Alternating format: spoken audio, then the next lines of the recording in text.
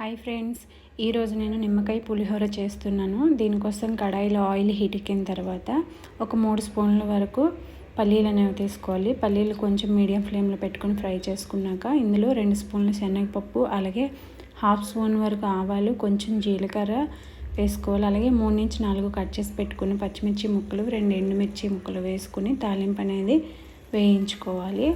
ఇప్పుడు ఇందులో కొంచెం కరివేపాకు, టేస్ట్కి సరిపడా సాల్ట్, చిటికెడు పసుపు వేసుకొని పులిహోరకి మనం పోపు అనేది రెడీ చేసుకోవాలి.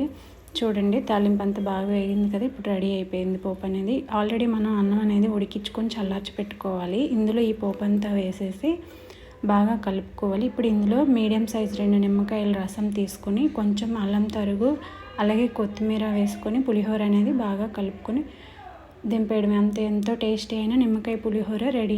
Please share, subscribe my channel. Thank you.